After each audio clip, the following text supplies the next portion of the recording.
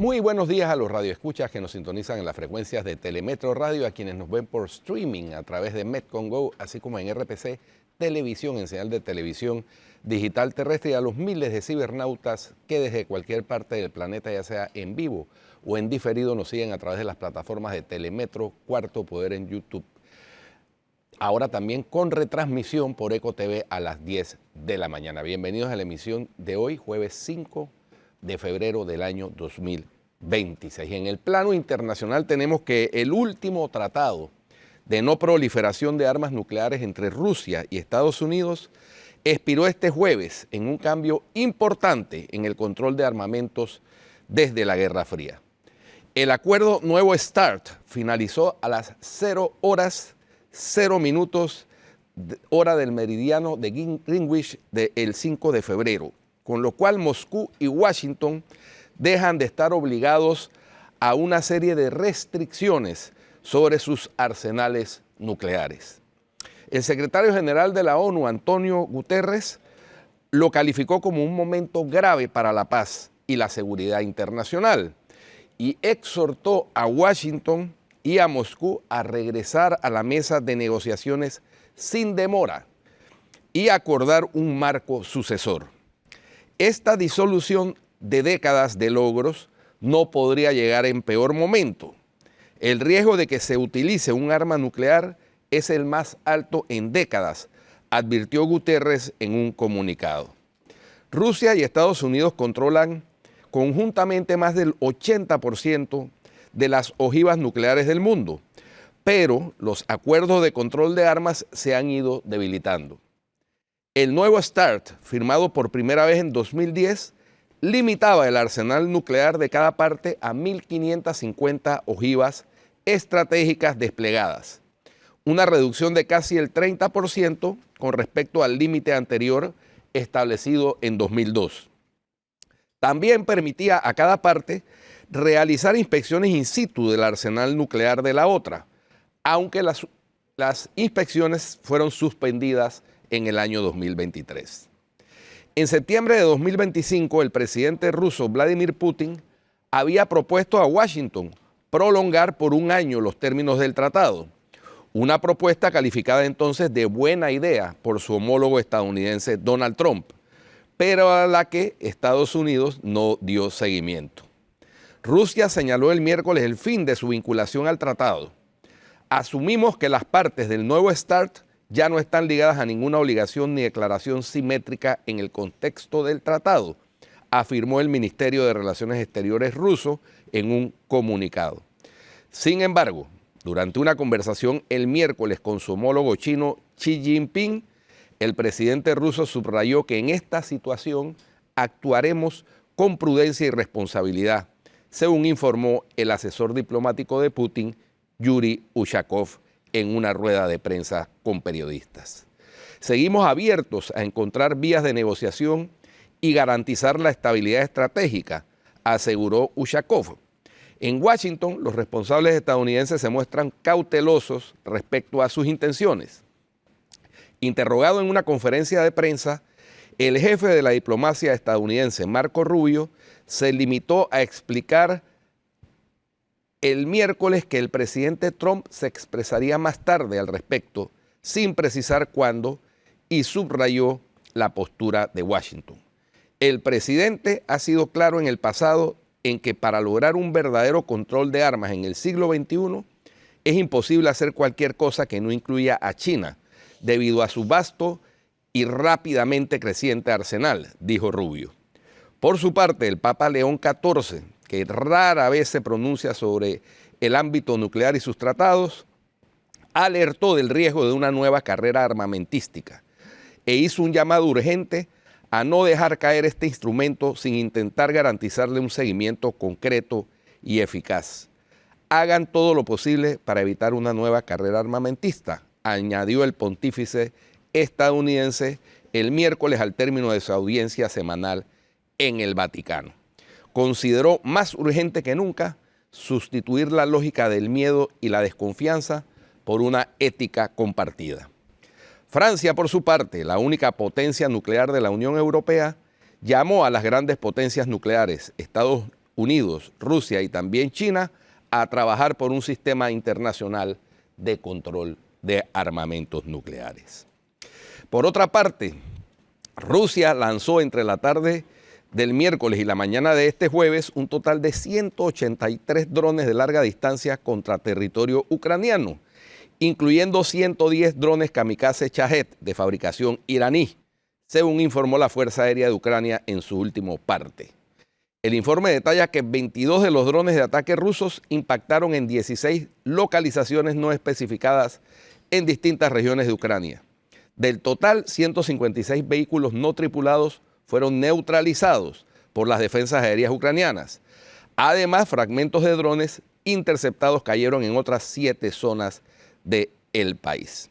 El Cuerpo de Bomberos y Rescatistas informó por medio de Facebook que en la localidad de Sumy, una ola explosiva rompió ventanas en edificios de apartamentos y coches dañados.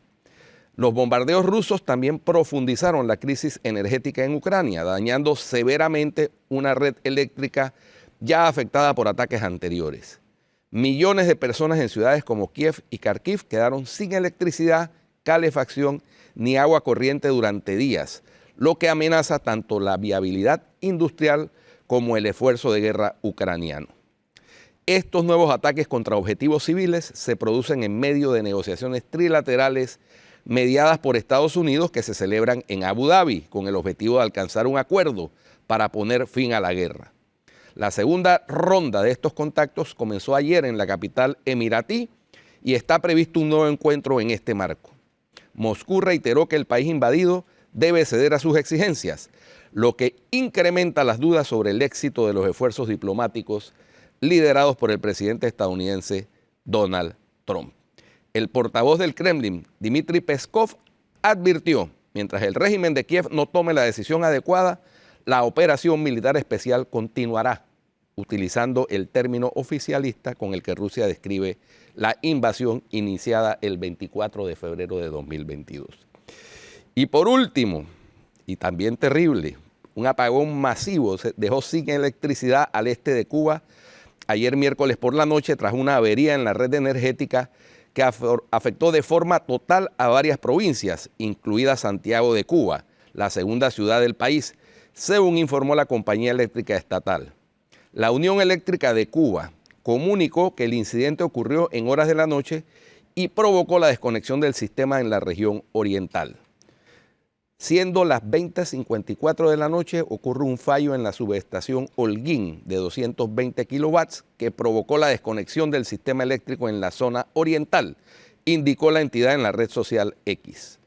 El daño dejó sin servicio a gran parte del territorio en esa región del país. La empresa estatal precisó que el apagón dejó sin servicio parcialmente a la provincia de Holguín y afectadas totalmente las provincias de Granma, Santiago de Cuba y Guantánamo, 4 de las 15 provincias cubanas. Santiago de Cuba, una ciudad de unos 400.000 habitantes, quedó entre las zonas más afectadas por el corte. Residentes de la región reportaron la interrupción del suministro eléctrico desde la tarde, en un contexto de cortes frecuentes en el país. La red eléctrica cubana sufre interrupciones con regularidad debido al envejecimiento de la infraestructura y a la escasez de combustible. Desde finales de 2024, la isla, con 9.6 millones de habitantes, experimentó 5 apagones generalizados. La crisis energética se vincula con la falta de combustible que afecta la producción de electricidad. Cuba atraviesa desde hace 3 años una escasez severa que limita el funcionamiento de las centrales. 8 plantas termoeléctricas, la mayoría inauguradas en las décadas de 1980 y 1990, presentan averías frecuentes o deben cerrar durante semanas por tareas de mantenimiento.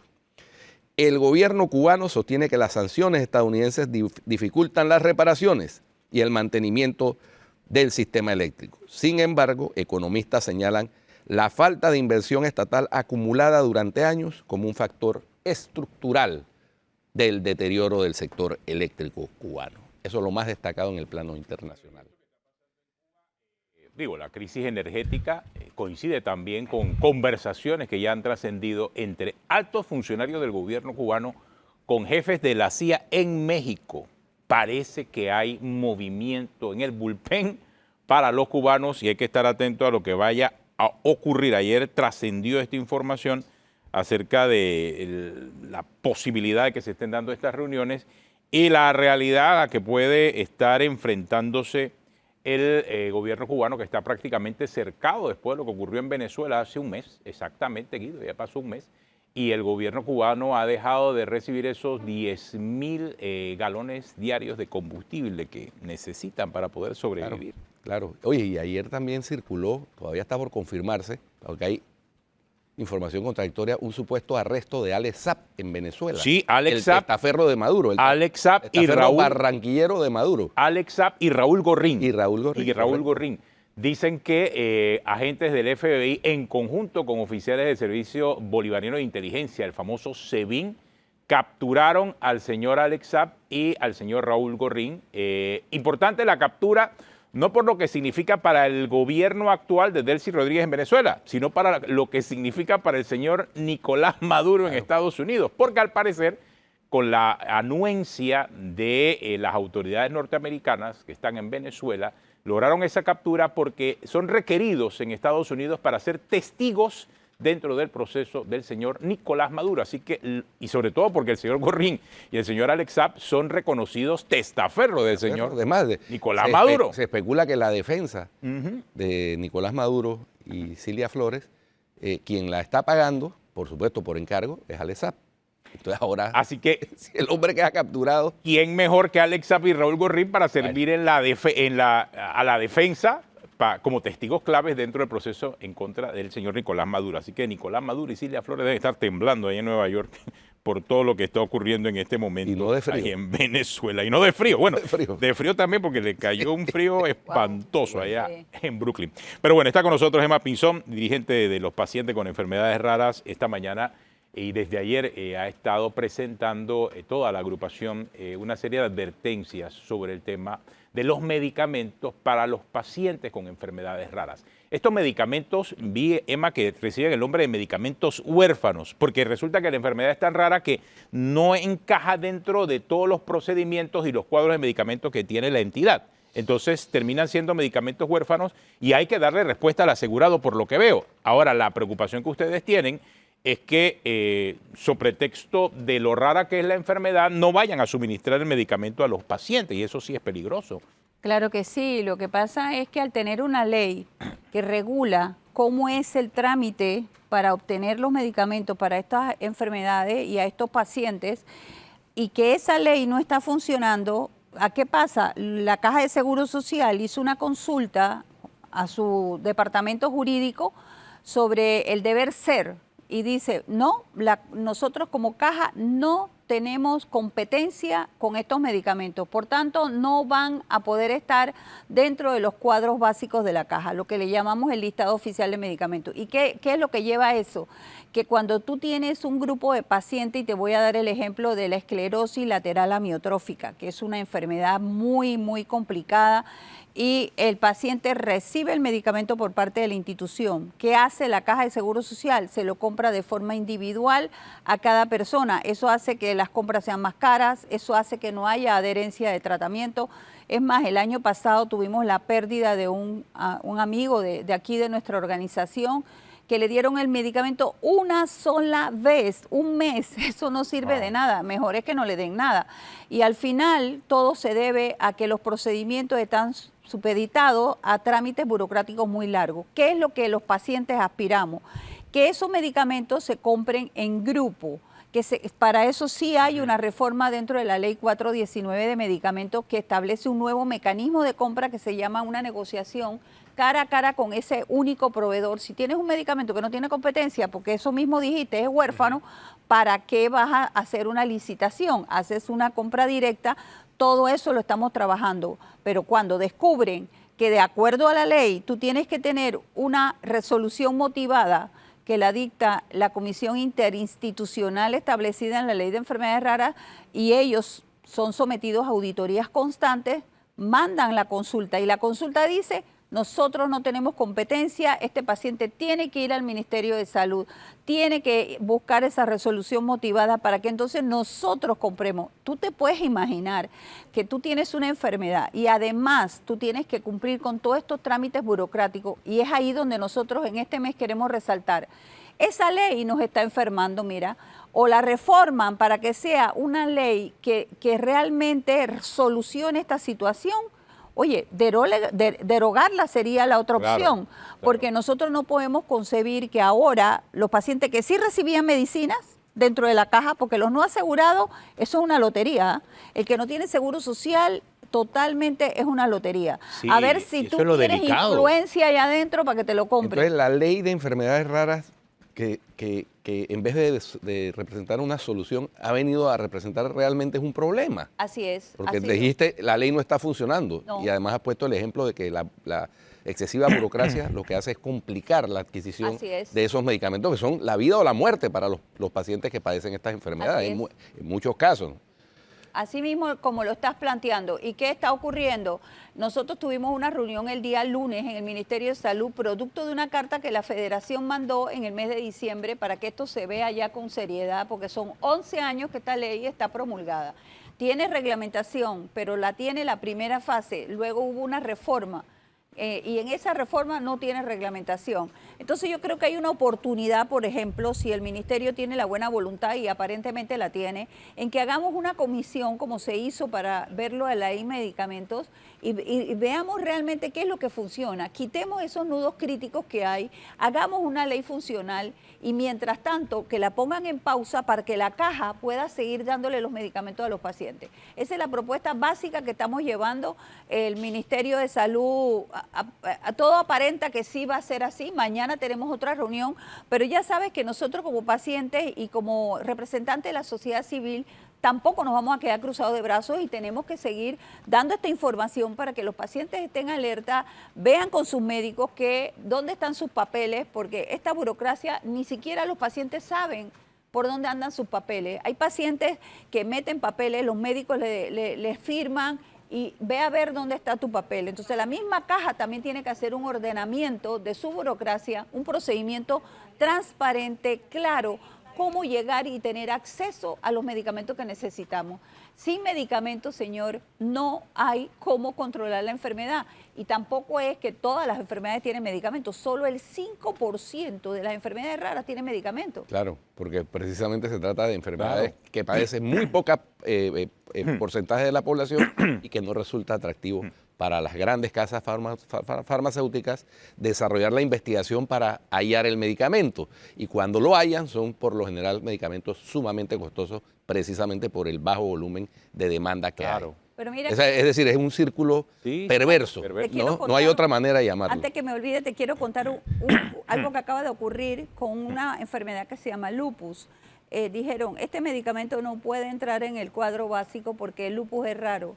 Pero el lupus es raro si tú te metes en una línea y pones ahí, que es una línea oficial donde se colocan los nombres de las enfermedades y te dice si es raro o no. Pero en Panamá, solo en el complejo, hay más de 900 pacientes con lupus. Lupus, que es una enfermedad autoinmune, además. Eso, bueno, habrá sido rara en otros tiempos, pero hoy por hoy ya no. Mucha gente que padece lupus. Así es, y anemia falciforme. Si tú metes anemia falciforme en esa forma, en Panamá es una pandemia. Claro. Exacto. Allá, en Gofranet, te sale como rara. Entonces, si ese va a ser el criterio a mandar, estamos listos. O sea, lo que nosotros necesitamos es que estas cosas estén claras, porque al final el paciente necesita su medicina. No, y como tú planteas, o sea, termina siendo también una especie de lotería y de tráfico de influencias, porque tienes que conocer a alguien adentro, a ver de qué forma entonces se mueve la maquinaria para que puedan solucionarte el problema de un medicamento que para el paciente es la diferencia entre la vida y la muerte, que es lo más delicado. Eso mismo está pasando a Tenógenes. Hay mucha discrecionalidad en las decisiones. Y eso solo si tienes palanca, pues. Si tienes palanca la puedes mover. si tienes a alguien que te mueva los papeles. Necesitamos una ventanilla única, donde el paciente sepa que el trámite entró aquí y aquí es que yo vengo a averiguar por dónde anda mi trámite. Necesitamos que la ley funcione o que se derogue, francamente, porque total son enfermedades crónicas. A mí me parece que hay oportunidad de mejorarla. Bueno, sentémonos a mejorar la ley y hacerla operativa, pero pongámosles tiempo a esa mejora. No es que vamos a ver cuándo ocurre. No, en 2 meses, 3 meses tenemos que tener un instrumento listo. Ahora mismo no tienes todavía respuesta, ¿verdad? No hay respuesta. Me dijeron que va a pasar. Mañana tenemos otra reunión. ¿Qué va a pasar en qué? En el Ministerio de Salud, hacer la comisión que va a revisar la ley y va a revisar el decreto de la reglamentación para ver todos esos nudos críticos que consideran que hay que mejorar. La ley se enredó fue en la reglamentación, entonces, no es que se necesita una nueva ley. Lo que pasa, mira, la excusa fue la siguiente, que la encontré un poco, bueno, nos dijeron que no habían nombrado a la Comisión Interinstitucional porque la ley dice asociación de genetistas y no existe la asociación de genetistas. Pero si tú en la reglamentación colocas el delegado de los genetistas será asignado por el Ministerio de Salud, ya lo resolviste. Claro, exactamente. Además, que tú digas que tú no nombraste esa comisión porque uno faltaba. ¿Y qué pasó con los otros 5? Sí, no. O sea, no hay excusa. Rocambolesca la respuesta. Yo siento que también un poco desconectados los diputados que trabajaron en la ley para nombrar a un representante de una asociación de genetistas inexistente. O sea, también ahí hay un tema, ¿no? Pero eso es parte ya de la Asamblea de los Diputados que le hicieron. Nosotros esperamos que también la Asamblea haga un llamado al Ministerio para que rinda cuentas, porque no puede ser que ellos hacen un trabajo y 11 años después, ¿dónde está la efectividad del trabajo que hicieron? Entonces, ese también es el deber ser de los diputados. Hay que hacer seguimiento de las leyes que ellos mandan hacia la comunidad, porque al final se convierten en ley florero. ¿Y para qué queremos una ley solo para lucirla cuando sale fuera de Panamá y decir que tú tienes leyes? Es que es el caso de muchas leyes de nosotros. Sí, ¿no? es increíble, pero sí, hay desafortunadamente. Que tener claro eso. Pero si tú le das seguimiento y estás encima de la autoridad que debe cumplir con la ley, pienso que hay más certeza de que la ley funcione, pero tú no puedes estar tirando leyes y sacando leyes, y al final esas leyes, ¿qué pasó con ellas? Eso hay que darle seguimiento y ese también es el deber ser de los diputados. Y en el caso menos dañino son leyes floreros, pero en este caso es ley obstáculo. Sí. Entonces imagínate. No, es que sí, es un obstáculo grande que enfrentan personas que tienen una enfermedad. Y que tienen, claro, la tipifica como enfermedad rara, pero es una enfermedad. Y si son asegurados, la Caja del Seguro Social tiene la responsabilidad y la obligación de atender esa enfermedad. Ayer en la conferencia de prensa se presentó un caso de un chico que su hijo tiene una enfermedad y le dijeron, bueno, ya no se lo vamos a seguir dando, aquí hay un acta que queremos que usted firme de que ustedes ya no va a pedir el medicamento. ¿Cómo hace entonces esa persona? ¿Tiene que salir a comprarlo? No lo va a poder comprar, olvídate, porque estos medicamentos ni siquiera están en la farmacia, esos medicamentos no están en la farmacia, esos medicamentos solo las instituciones los tienen. Son de uso hospitalario, claro. Y la caja, me imagino, ¿no? Exacto, porque ni hablar con los pacientes que no tienen seguro. Sí te voy a decir que el Hospital Santo Tomás el Hospital del Niño hace un gran esfuerzo con estos pacientes. Sin embargo, los presupuestos que ellos tienen son muy limitados y el alcance que ellos tienen también es limitado. Pero ahí en el Hospital del Niño se les suministra medicamentos a pacientes de enfermedades raras. Sin embargo, ya te digo, cuando ellos crecen, pasan al Santo Tomás, hasta ahí llegaron. Pero qué duro, porque, o sea, decirle eso a un familiar, a un paciente, imagínate, es una condena de muerte en algunos casos, de calidad de vida. Que firme en el acta, que firme su sentencia. Firma tu sentencia. ¿No? Increíble. Ellos están mandando una nota de apelación, a la institución, pero hasta mira, con este tema del deber ser, tengo que ser clara. ¿Cómo tú puedes no defender también al médico? Mira lo que le pasó al doctor, al neonatólogo, con el tema de la heparina. Para ellos también, ellos se están cuidando porque si dice, la ley me manda a hacer esto y yo estoy haciendo fuera de la ley las cosas, pueden hacerme algo. Claro. Y yo también tengo que decir que hasta cierto punto, si sucede algo, puede caerle responsabilidad. Claro, y entonces los que compran dicen, ¿qué tal que me hagan una auditoría y me van a decir a mí, usted compró sin el instrumento legal? Totalmente. Así que no, tiene así que es. pagar este dinero. Así es. Sí. O sea, hay que cumplir con la ley, es cierto, pero también hay una parte humana dentro del cumplimiento con la ley y ahí entonces viene la institución que tiene que jugar ese rol y ese papel que se le llama como institución del Estado y a servir a ese asegurado del que depende, porque se trata de personas que han pagado toda su vida seguro o que están pagando seguro y que necesitan esa atención y bueno, tienen una enfermedad rara. O sea, debe haber un camino para poder, o sea, el simple hecho de que tengas una enfermedad rara no puede garantizarte una sentencia de muerte en el caso de que no va a haber medicamentos disponibles para tu enfermedad. O sea, hay algo que se debe hacer allí. En la reunión del lunes nos enteramos que fue asignado $2 millones para el Ministerio de Salud, que es el que atiende a los no asegurados.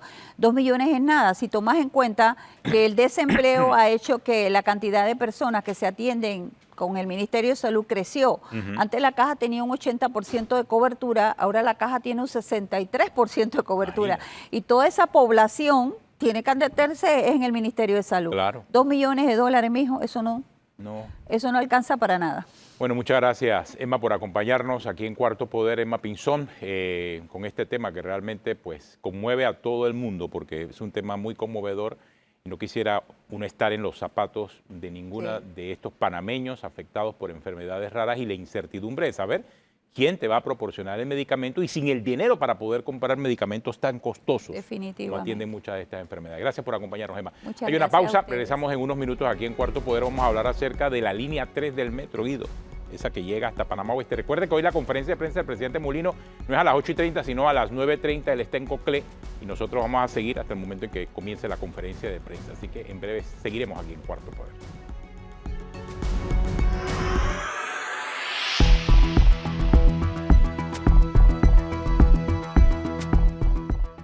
Bueno, continuamos aquí en Cuarto Poder. Casualmente esa imagen habla acerca de un proceso de transformación en el país. En la línea 1 del metro cambió completamente el horizonte de Panamá. Muchos apostaron en ese momento cuando se construyó la línea 1 en la época del señor Martinelli, que como dijimos siempre y como hemos dicho siempre, pues Martinelli tiene sus cosas buenas y sus cosas malas. Una fue el riesgo de él, y más allá de lo que pasó después con Odebrecht y todo aquello, uno fue el riesgo de construir la línea 1, definitivamente. La línea 1 del metro, muchos también en su momento dijeron que solamente Panamá iba a tener una línea 1 del metro. Pues ya vamos por la línea 3 y acaba, bajo la supervisión panameña del Metro de Panamá, terminarse el soterrado, o sea, la construcción de un túnel que también marca un hito histórico en Panamá, que es el primer túnel bajo el Canal de Panamá. Vimos a la tuneladora cuando cruzó, vimos al presidente Mulino en sus palabras, y ya les digo, independientemente si era ese camino el más correcto para la línea 3, por aquella discusión que hubo, que si debió ir por arriba del puente, se tomó la decisión al final de hacer un puente bajo el Canal de Panamá. Y lo más importante es que se logró, eso nos quedó a medio palo. Se hizo, cruzamos el Canal de Panamá por debajo, con la supervisión de panameños al frente del Metro de Panamá. Y por esa razón pues está con nosotros Carlos Cedeño, que es director de Ingeniería y Proyectos del Metro de Panamá. El Metro de Panamá quizás es una de esas entidades del Estado que mejor ve el futuro del país. Creo que tiene una planificación como hasta el 2040 de todas las líneas que se necesitan, con el liderazgo de todos los directores que han estado al frente del Metro de Panamá y que ven ese futuro de comunicación y de interconexión de Panamá. Pues ya estamos allá en el West y mucha gente, pues en muy poco tiempo, ya mira la imagen de esta del momento en que se rompe la estructura y cruza la tuneladora. Allá hay historia, allá hay historia. Historia que están escribiendo los panameños como Carlos. Hombre, bienvenido aquí a Cuarto Poder. Realmente, me imagino que para ti también es motivo de orgullo todo lo que está pasando, ¿no? Sí, realmente es una dicha muy grande para todos los que estamos involucrados en el proyecto, haber cumplido este hito. Un aspecto complejo, pero de la mano de pues, miles de panameños también trabajando detrás de esto, profesionales también, ingenieros y demás. Y por qué no decirlo, también con la asesoría de expertos internacionales también en la materia, se ha logrado completar este tramo, que era el tramo más complejo que va a tener la línea 3, es este túnel bajo el Canal de Panamá, y sin duda pues una satisfacción muy grande que tenemos todos. ¿A qué profundidad, para beneficio de la radio y teleaudiencia, alcanza el máximo de profundidad el túnel bajo el Canal de Panamá? El punto más profundo de este túnel está justo antes del cauce de navegación del lado oeste del Canal de Panamá. Está a unos 65 metros de profundidad.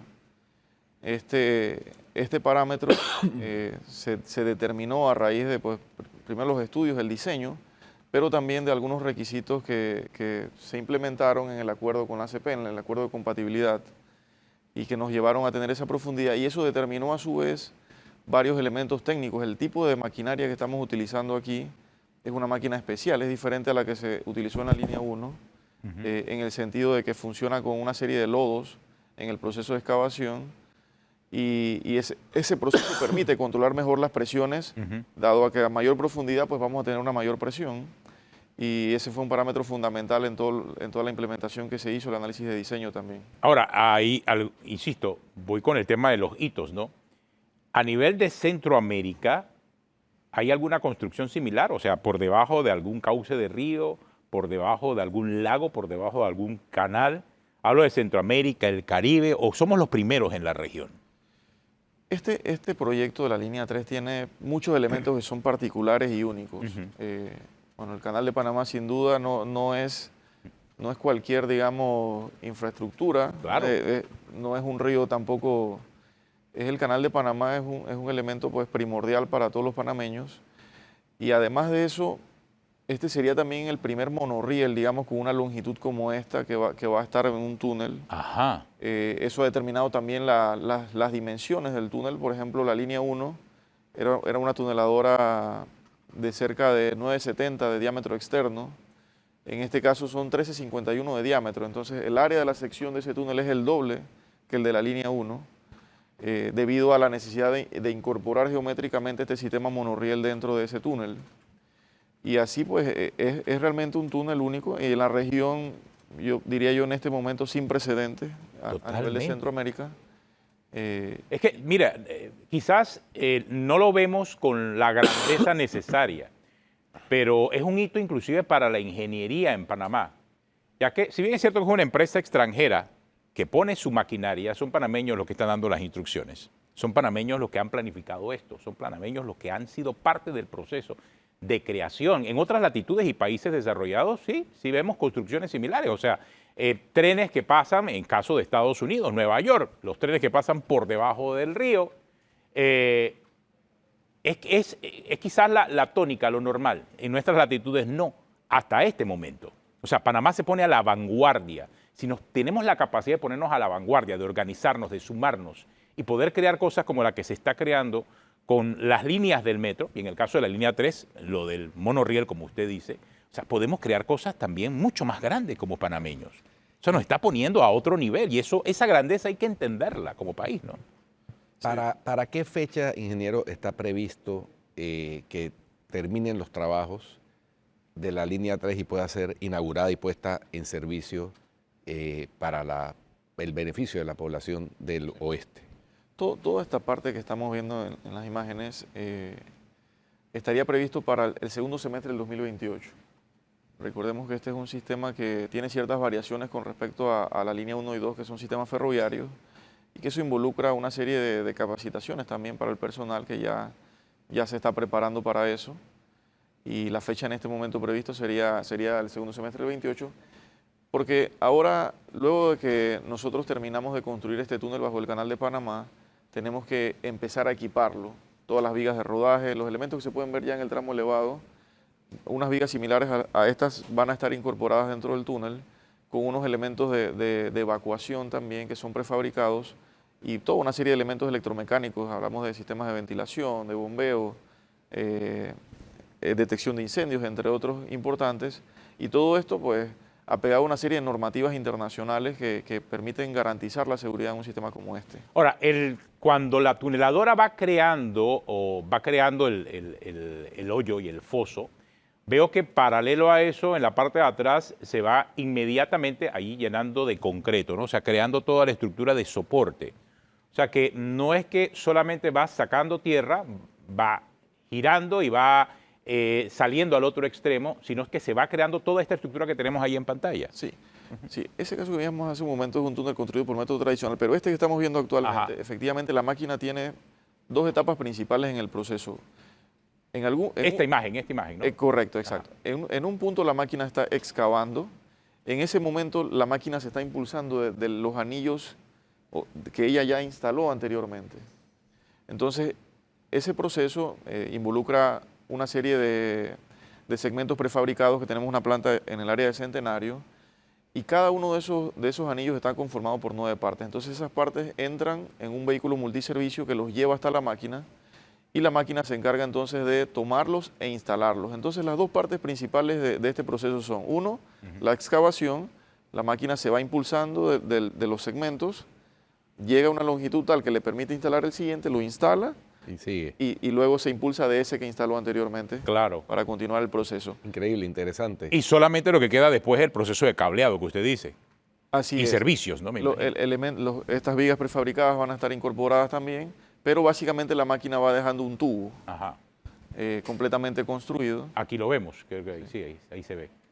Ahí se ve. Ingeniero, después que termina la línea 3, porque este es un plan maestro, como decía Tenógenes, a 40 años o más, ¿cuál es la siguiente cometida de la Secretaría del Metro? ¿Qué línea continúa? ¿La 2A o viene la línea 4? ¿Qué rutas, etcétera, etcétera? Sí. Bueno, actualmente nosotros tenemos bastante avanzados técnicamente, por ejemplo, la línea 2A, ya tenemos trazado, tenemos un diseño, estamos evaluando los aspectos de la estructuración financiera para poder llevar adelante ese proyecto. Tenemos también un análisis preliminar de la extensión de la línea 3 para llegar hasta La Chorrera. Y así, bueno, tenemos factibilidad realizada también para la línea 5, que es una línea que parte de la estación de Santo Tomás de la línea 1, pasa por la Aquilino La Guardia, donde tendría una interconexión en calle 50 con esta línea 2A que acabo de mencionar, y continuaría su trayecto para llegar a zonas cercanas a Costa del Este, y luego subir y conectarse con la línea 2. Esas son, digamos, las que están más avanzadas por ahora, además del proyecto del teleférico que se ha estado concibiendo en los últimos meses. Que también sería de la Secretaría del Metro. Sí, correcto. Solamente ese proyecto del teleférico está dispuesto para San Miguelito, ¿no? ¿Solamente existe ese proyecto o hay otro similar en otro sector? Por ahora, construido con teleférico sería la única solución para San Miguelito por las condiciones que están en esa zona. Sin embargo, no descartamos que esto pueda cambiar. Recordemos que la red maestra debe ir estudiándose, analizando estudios de factibilidad específicos en función que vamos avanzando con el crecimiento y cómo se va comportando la demanda, el crecimiento, la economía y demás. Y esos son factores que vamos tomando en cuenta en la parte de planificación. En el caso de la línea 3, bueno, llega hasta Ciudad del Futuro. ¿Va a llegar hacia el centro de Chorrera? ¿Va a avanzar después de Chorrera hacia Capira?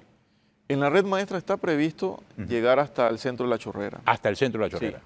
Recordemos que en este tipo de sistemas, a medida que se va extendiendo, empiezas a tener ciertas problemáticas de optimización del sistema para su operación y mantenimiento. Entonces, cuando las rutas empiezan a hacerse muy largas, deben existir otras soluciones de transporte, no necesariamente un sistema metro, porque el metro es un sistema hecho para cortas distancias y gran cantidad de personas.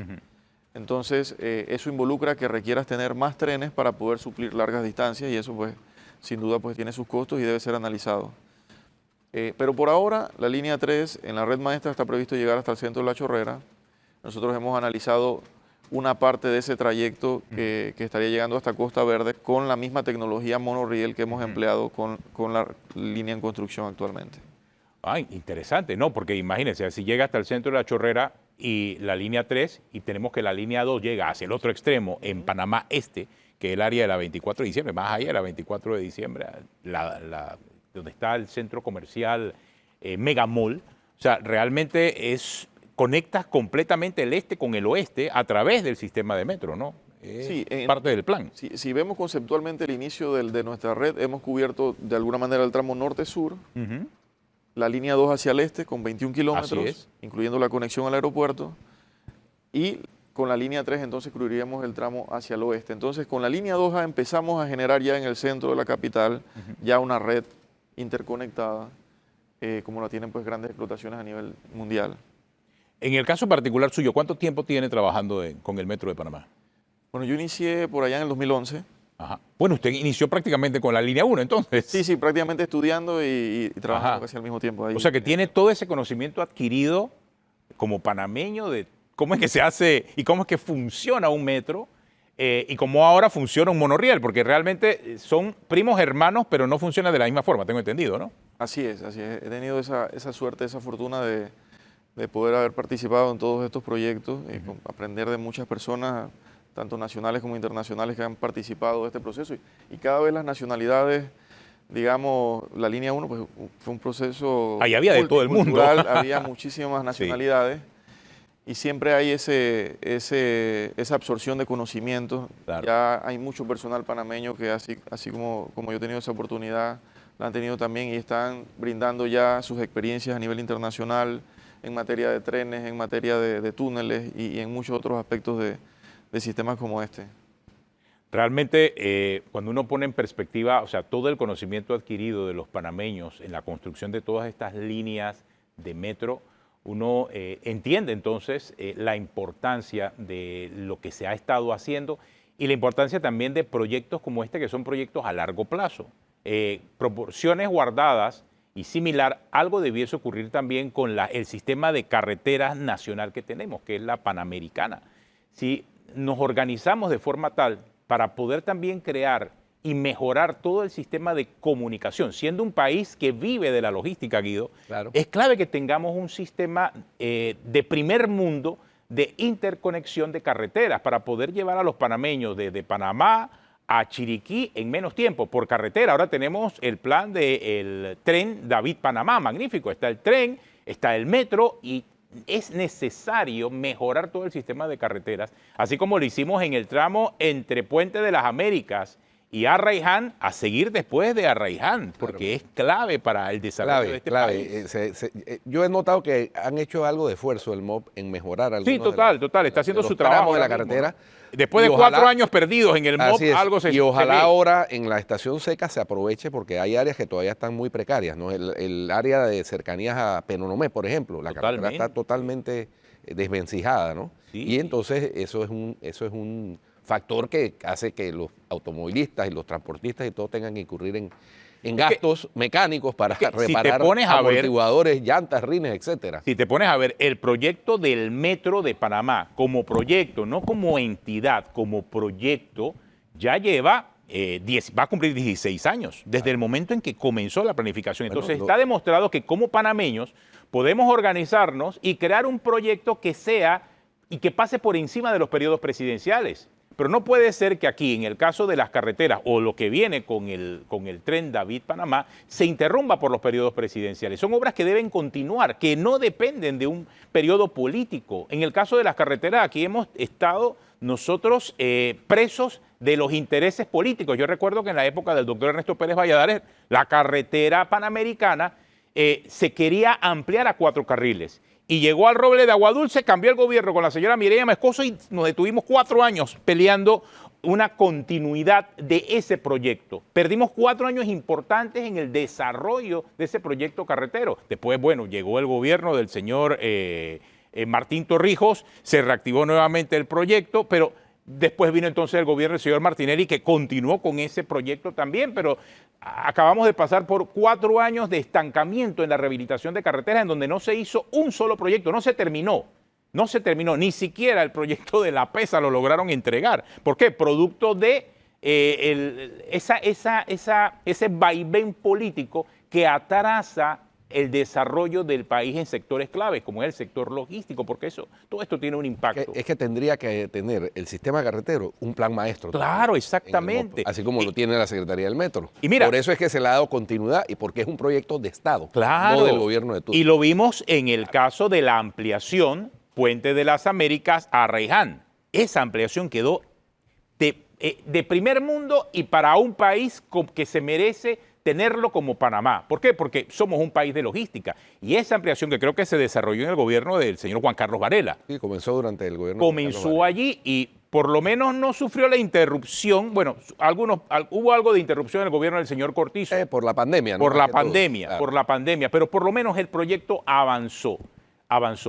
¿Qué se quedó corto? El famoso corredor de playas. O sea, de repente lo cortaron y dijeron aquí no hay corredor de playas, cuando se trata de un proyecto de Estado. Y fíjate, ahora se está retomando. Ahora, es que había que retomarlo. Por En algún momento, y vas a tener que retomar ya no los 4 carriles hacia el interior, sino necesitamos un tercer carril hacia Chiriquí. Es importantísimo. Y si ya se va a hacer ese tercer carril, hay que pensar en esas entradas a cada una de las diferentes ciudades y comunidades que hay a lo largo de la Panamericana, a ver qué alternativa y desarrollo se encuentra para crear un carril fluido hacia Chiriquí. Así que el metro sí está dando el ejemplo de que se pueden realizar proyectos a largo plazo de manera organizada y como un país de primer mundo, que es lo que somos y merecemos. Vamos a tener un transporte de primer mundo. Y cuando la gente vea el monorriel, ya yo vi ahí pudimos observar algunos de los vagones, o sea, se ve que es un sistema de primer mundo. O sea, un monorriel como ese ni siquiera lo tienen naciones industrializadas y ya lo estamos teniendo aquí en Panamá. Hay algunas ciudades de Estados Unidos que tienen eso. Que creo no que todas. es Seattle. Seattle, Creo que correcto. es Seattle. Seattle. Creo que es Seattle. Seattle y Disney World. En Disney World hay unos chiquitos sí, del parque. Exacto. Y Miami creo que tiene un tramito. No, el de Miami es un metro. Es más, realmente comparamos el de Miami con el de Panamá y el de Panamá, perdóname, sí. es 10 veces mejor que mejor. el de Miami. Sí. O sea, comparamos las estaciones y todo aquello de lo que aquí hemos desarrollado. Así que sí es cierto, estamos en las puertas del desarrollo y lo está demostrando ahora nuestro sistema. Sí, actualmente nosotros movimiento. en el proyecto tenemos varios frentes activos en diferentes fases. En la zona más hacia el oeste tenemos patio de talleres ya con toda la flota de trenes allí, que están iniciando pruebas hasta Vista Alegre. Eso en los próximos meses vamos a estar ya haciendo la realización de esas pruebas. Y tenemos la zona entre Vista Alegre y Panamá Pacífico, que estamos ya terminando de rematar algunos elementos de las estaciones, hablando de techos y demás. Y tenemos toda la parte del tramo soterrado, que como vimos ya la tuneladora llegó a Balboa y eso nos permite iniciar otras etapas de equipamiento interno. Pero desde Albrook también viene avanzando la línea hacia Balboa, de tal manera que podamos cumplir con la fecha que tenemos prevista para el 2028.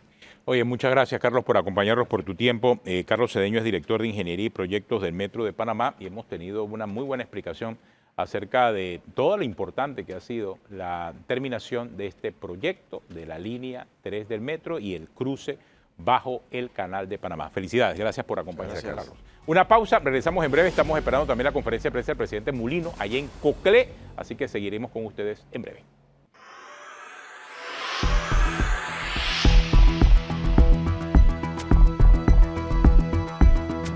Bueno, ahí estamos en lo alto del volcán Barú, la cama de nubes que se ve allá en Chiriquí y ahí en el fondo, esa lucecita que usted ve abajo está David, pero esto es desde lo alto del volcán Barú. Espectacular vista, ¿no?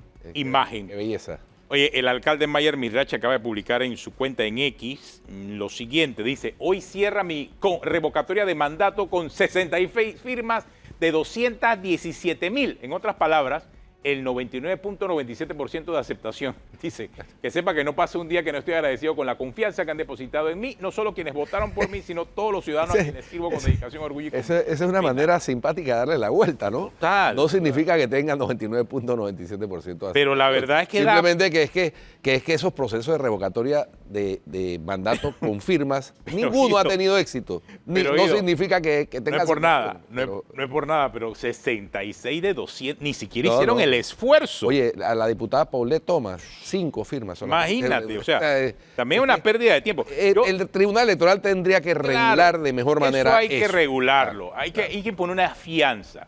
Quien quiera presentar una revocatoria de mandato, que está en su derecho de hacerlo, bueno, que presente su fianza, para que por lo menos haga el esfuerzo de llevar 1,000 firmas, pero 66 firmas de 217,000, o sea, realmente deja mucho que pensar en la solicitud de revocatoria de mandato que se presentó. Sí. Oye, también esta mañana estábamos allá y aquí ahora mismo estamos esperando que comience la conferencia de prensa del presidente Mulino, allá en Coclé, por eso el programa se ha extendido un poco en tiempo, pero más temprano Jermaine Cumberbatch estuvo con la presidenta de la Comisión de la Mujer, la Niñez y la Familia, Alexandra Brenes, allá en el albergue ella llegó al albergue de sorpresa para una inspección. Habían hecho una serie de coordinaciones con la Secretaría de la Niñez y la Adolescencia y no se había dado respuesta. Ella obviamente se presentó allá, está en su derecho como diputada. Germain está con nosotros. Cuéntanos, Germain, ¿qué ha pasado? ¿Ya pudieron atender a la diputada Brenes?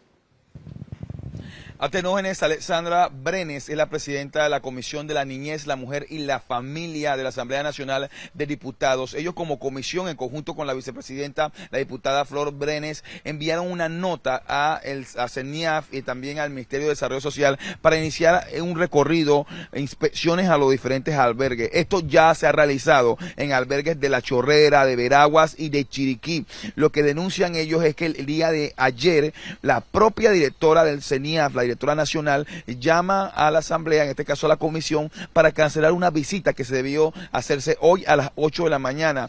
A pesar de que se canceló, ella con su equipo lo vio algo extraño y decidieron llegar a este punto. ¿Por qué? Porque en Chiriquí, según lo que detallaba la diputada, hicieron casi lo mismo. Llegaron a un centro, a un albergue que es administrado por una organización no gubernamental y que es inspeccionado por el CENIAF, y le cambiaron de visitar ese albergue a visitar otro albergue. Ella lo vio algo extraño y es por ello que decide llegar acá a las 7 de la mañana y a eso de las 8:10 fue que llegó o pudo ingresar a el Centro de Atención Integral en Tocumen, un lugar donde ya hemos tenido denuncias, donde ya se han dado casos de violencia, de maltrato en su momento, y que según lo que refleja en este caso la diputada o la información que maneja esta comisión, es que hay denuncias de que aquí no solamente hay más de 30 menores vulnerables en diferentes historias, diferentes situaciones, y por ello están en este albergue, sino también que hay adultos mayores durmiendo acá, aparte de los cuidadores.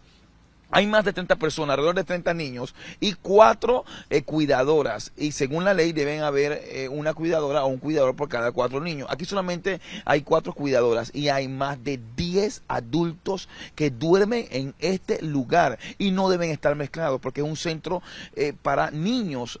Hay albergues para adultos, hay asilos, hay centros de rehabilitación y hay centro infantil. Aquí debe haber niños con los cuidadores, que son los que están en este caso cuidando, que están capacitados para cuidar a estos menores de edad. Bueno, sí llegó la directora llegó, habló, y lo que dice la directora a la entrevista que le dio al equipo de Telemetro Reporta es que ella sí pudo ingresar al albergue de Chiriquí con la propia diputada, y eso en minutos fue desmentido en la cara de la directora, diciéndole, en la presencia, perdón, de la directora, diciéndole: nosotros nunca entramos a Chiriquí con usted, entramos con usted fue a Veragua. Y bueno, de esa forma ellos pudieron ingresar a este centro de atención integral ubicado en Tocumen. Hay preocupación, es algo delicado el tema de menores de edad, y por cuidar nosotros no podemos ingresar a este centro. Hay algunos menores que se encuentran aquí, no podemos grabarlos, no podemos captarlos, pero sí estamos captando el tema de la inspección que está realizando esta comisión en conjunto con la coordinadora de este centro del CAI y también con la propia directora nacional de CENIAF, que se encuentra aquí en este punto. Ella sí dio entrevista, aclaró de que no se le habían enviado en este caso la documentación necesaria para que ellos pudieran ingresar a este punto, pero lo que señalaba la diputada es que ya eso se había dado en su momento, que no tenía que hacerse otra coordinación. Ana Merina Fábrega es la directora general del CENIAF. Nosotros nos encontramos en la parte de afuera, estamos esperando por supuesto cuál va a ser el resultado de esta visita que van a encontrar en esta inspección. Bueno, yo lo que les puedo decir, lo que me está escribiendo la diputada ahora mismo, dice aquí, es un desastre. Mañana vamos a tener en la edición matutina de Telemetro Reporta a la diputada con información exclusiva, no solamente de lo que pasa en este, sino en otros albergues, donde están niños, donde está el futuro de Panamá, un tema tan delicado, y cómo se está manejando con situaciones que ya se han denunciado, que ya se han reportado en diferentes albergues. Y es por ello que se está haciendo esta inspección por parte de la comisión. Es una inspección de prevención, precisamente para evitar que se den estos escándalos, estas denuncias. Pero ¿qué pasa detrás de un albergue? ¿Qué pasa detrás de una cerca? ¿Qué pasa detrás de un candado donde se debe estar cuidando, donde se debe estar protegiendo a la infancia de nuestro país, que por algún tipo de razón, por violencia, violación o por situaciones nada agradables se encuentran o por abandono dentro de estos centros de rehabilitación? Dos de ellos son administrados por el CENIAF, uno en La Chorrera y este de Tocumen. Son estatales, son institucionales, y es por ello que la comisión,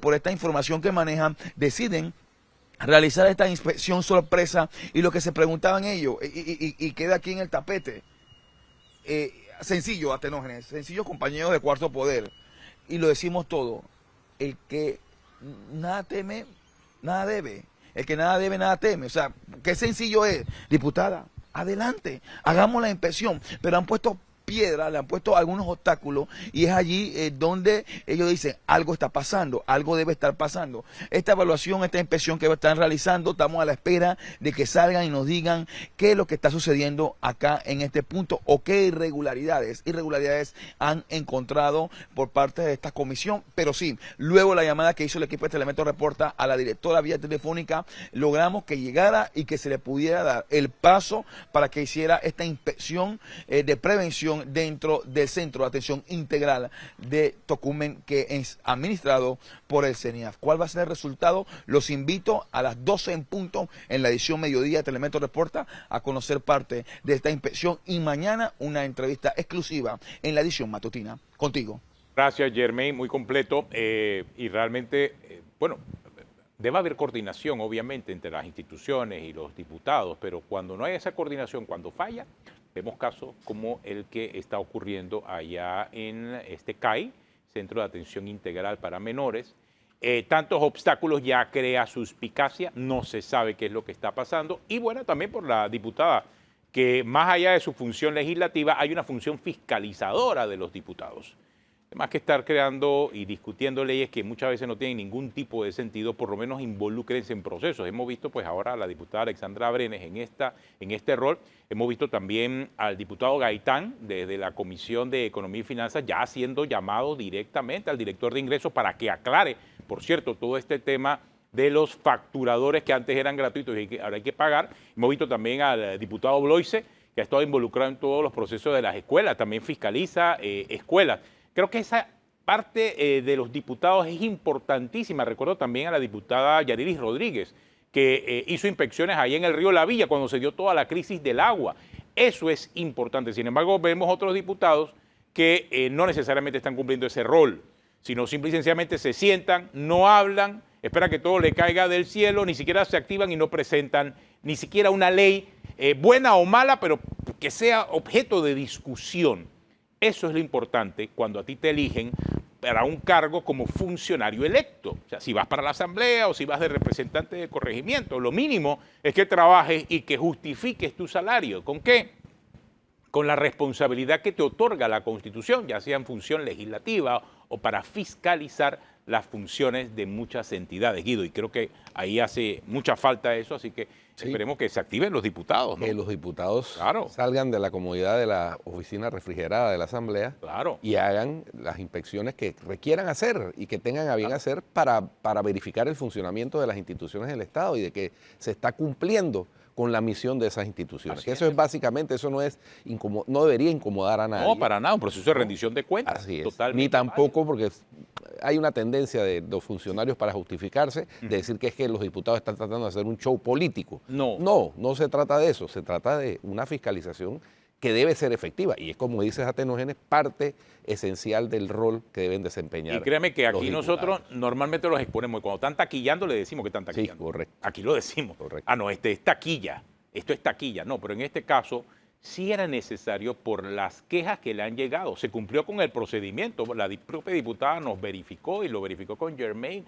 O sea, se llamó a la entidad, se conversó con la entidad, se buscó la forma de una coordinación y como no hubo manera, porque hubo muchos obstáculos, llegó allá, hizo la inspección. Claro, válido. Porque además se trata de un tema sumamente sensible. Claro. ¿no? Claro. Ya recordemos lo que pasó hace 5 años. Exactamente. Con el tema, 5 o 6 años, con el tema de los albergues, exacto, ¿no? Bajo la supervisión del CENIAF, que desató un gran escándalo. Bueno, se trata es de evitar que eso vuelva a suceder con este tipo de inspecciones o detectar a tiempo cualquier señal de alarma. Ahí decía Germán que hay adultos que están en la misma área donde hay menores, que no debería ser. No debería. Entonces, eso es una señal de alarma, ¿no?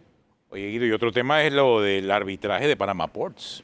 Bueno, sí, ese es un tema, Atenógenes, que va a seguir ocupando. Yo me imagino que el presidente hablará de eso ahora en breve. Me imagino, va a seguir ocupando planas de periódicos y espacios de opinión. El análisis del fallo de inconstitucionalidad de las 13 objeciones que le hace la Corte Suprema de Justicia al contrato y a las adendas que se hicieron luego del contrato de 1997. De por medio está la famosa equiparación, que yo he estado conversando con varios expertos en el tema y me han dicho que esa equiparación, y nosotros lo hemos dicho varias veces, eso nunca debió haber sucedido. Claro. Y eso tiene un gran cuestionamiento y una gran suspicacia de por qué se dio. La equiparación que se hizo durante el gobierno de la señora Mireya Moscoso a Panama Ports era ponerle las mismas condiciones que tenían los contratos de concesión de otros operadores portuarios que tuvieron que comenzar de cero, ¿no? Y que por eso tenían unas condiciones distintas. Total. Porque a diferencia de los puertos de Balboa y Cristóbal, que ya existían, ya estaba la infraestructura, solamente había que invertir en darle... En la modernización. Y modernizarlo, pero ya estaba el dragado, ya estaba la infraestructura. Entonces, a los que no tenían eso y que tuvieron que comenzar de cero, se les dio unas condiciones especiales. Bueno, a estos dos puertos, a esta compañía que era la concesionaria, Hutchinson, se le dio una adenda o una equiparación con las mismas condiciones de los que tuvieron que comenzar de cero. Y eso, por supuesto, Lo que se no conoce como procedía. gabela. O sea, le dieron gabela. Le dieron gabela. Eso Con no todo y procedía. la gabela, hemos visto lo que ocurrió con la auditoría que hizo Contraloría. O sea, aquí hay mucha gente que dice, bueno, pero que lo que aplica para Panama Ports debe aplicar para todos los puertos. Ojo con eso, porque al final lo que se estaba demandando en la Corte era la concesión de Panama Ports, no la del resto de los puertos. Claro. O sea, hay que entender cómo funciona esto. Y precisamente ese es un pecado que se tuvo, porque no deberían ser las mismas condiciones, por lo que estamos diciendo. Los otros concesionarios tuvieron que construir sus puertos, Exacto. sus muelles. Exacto. Estos ya estaban construidos, se recibieron ya en operación incluso. Claro, exactamente, ¿No? porque Entonces, el puerto de Balboa y Cristóbal es una herencia que viene desde la construcción del canal, o sea, Así desde es. el momento en que los norteamericanos administraban el canal de Panamá, administraban también ambas terminales portuarias. Esas terminales portuarias pasan a la administración después de la salida de los estadounidenses en 1999 el control de la Autoridad Marítima de Panamá. Y en el proceso entre la salida de los estadounidenses y la entrada de la Autoridad Marítima al control de estos puertos, aparece entonces la concesión en 1997. Hay que entender los tiempos, hay que entender de qué forma recibieron los puertos. Que tuvieron que hacer una inversión, claro, obvio, pero la inversión que hicieron más que nada fue en grúas y en maquinaria, porque lo más importante para el puerto y lo que más cuesta es el dragado. Claro. Es el dragado, tú puedes tener la línea marina, pero sí, y el calado para que puedan llegar los buques allí, ¿cuánto cuesta? Esa es la inversión que ya estaba hecha. Y eso es un elemento importante en la discusión de Panama Ports. No había grúas, claro, porque era otra la tecnología que se utilizaba en ese momento, o las pocas grúas que existían eran básicas y de una generación pasada. Material viejo, claro, hubo que modernizarse. Aparecieron las nuevas grúas estas de pórtico enormes que trajo la gente de Panama Ports, pero también la trajeron no para beneficio tanto del puerto, sino para hacer negocio y para mover más contenedores, Claro. que al final eso es lo que Y también querían. ampliaron dentro de las inversiones, ampliaron los muelles, ¿no? El espacio de muelles también fue ampliado y construyeron ese espacio, pero eso fue muchos años después. El hecho es que se le dieron unas condiciones demasiado ventajosas, que es lo que estableció la Corte en su fallo, y esa no es la manera en que una concesión estatal se hace. La concesión de un bien estatal, como dice la Corte, tiene que buscar el mayor beneficio público posible, ¿no? Y eso se apartó de ese mayor beneficio público posible las condiciones que se le otorgaron a esta empresa. No tiene que ver tampoco con el tema geopolítico. Mucha gente está va más tratando allá. de forzar de que eso fue por presión. No. Cualquier empresa que se le hubiera concedido esas condiciones desfavorables para el Estado, el resultado hubiera sido el mismo. Es que desde el momento que se dio la concesión de Panama Ports, hubo cuestionamientos. Cuestionamientos que se agravaron después con la equiparación que vino en el gobierno de la señora Y Miriam los, y los Moscoso. cambios de las condiciones Claro. en las cuales el Estado se veía beneficiado. Así Es es. que eso es el tema. Ese es el tema. Eso fue realmente, esa es la génesis de todo lo que vino después.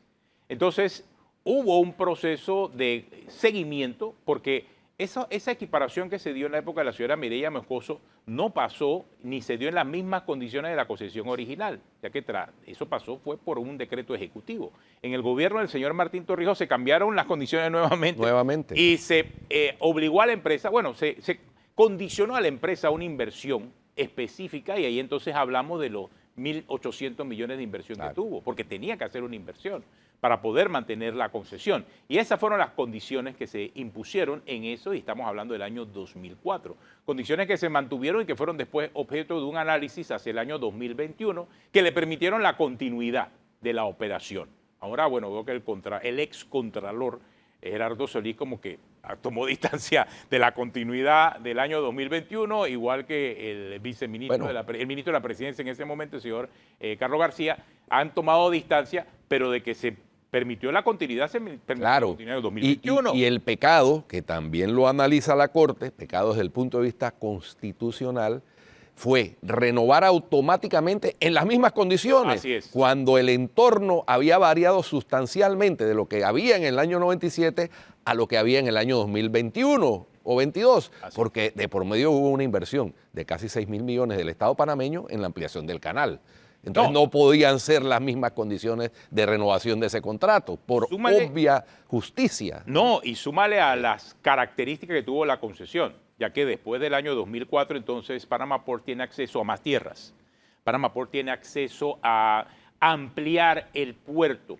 Y ahí entonces es donde entra el análisis de la actual Contraloría sobre la base de, bueno, todo lo que se hizo, todo lo que se acordó, ¿se cumplió o no se cumplió con los pagos debidos a Panamá? Y nada más estamos no entrando en la parte política de la discusión, sino en el fondo de la discusión que llevó a la Corte a decidir cómo decidió.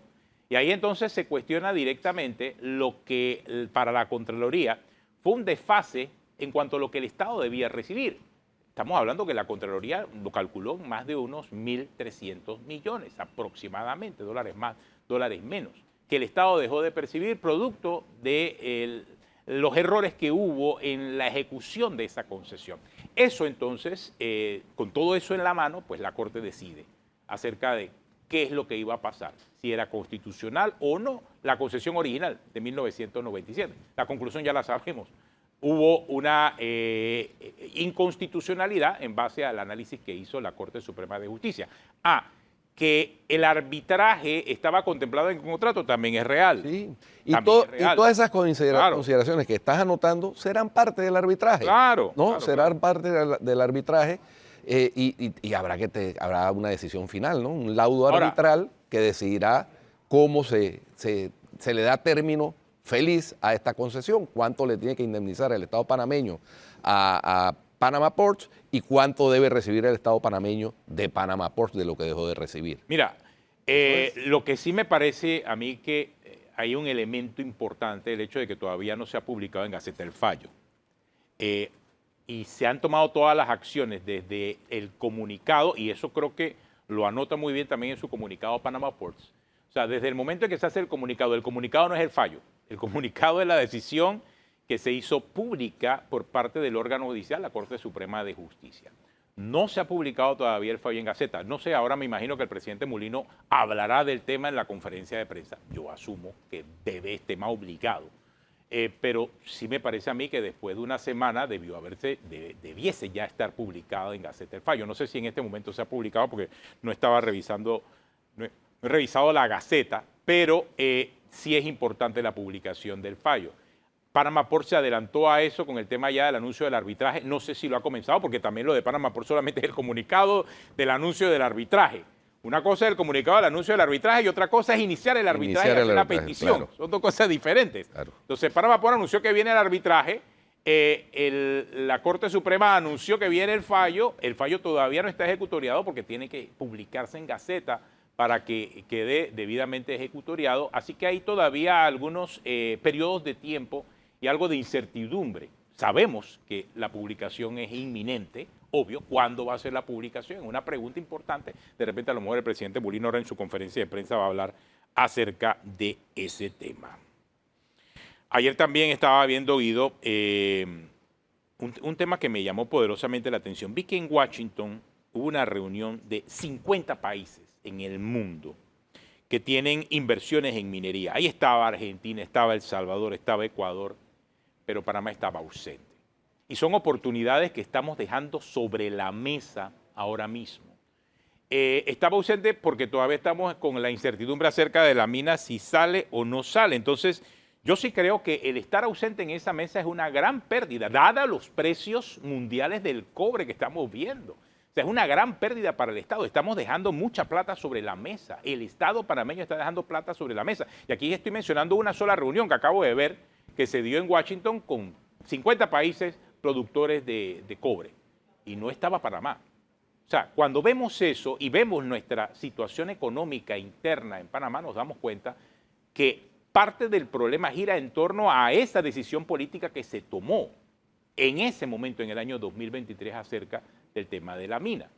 Y por esa indecisión desde entonces no arrancamos, no terminamos de arrancar. Y ha habido un gran golpe al Producto Interno Bruto producto de esa decisión política. Un golpe al Producto Interno Bruto que, créame, afectó a las elecciones, es cierto, en política a los que estaban en el poder en ese momento, que era el PRD, pero cuyos efectos estamos viviendo todos los panameños, sean PRD o de cualquier partido político, en el aumento del desempleo, en el golpe directo a la economía del país. Entonces, son espacios que estamos dejando de ocupar por indecisiones que se han tomado a lo largo de los últimos años en materia de minería. O sea, por eso es que hay que poner todo en perspectiva. Es que y las decisiones políticas van de la mano de las decisiones económicas. Atenógenes, cuando los políticos que están en el ejercicio del poder no abordan los temas para los cuales fueron designados o elegidos en esos cargos, con la excusa de supuestamente no asumir el costo político que les representa esas decisiones, quien termina pagando el costo real es el resto de la sociedad. Exacto. El ejemplo de la mina es el más claro de eso, ¿no?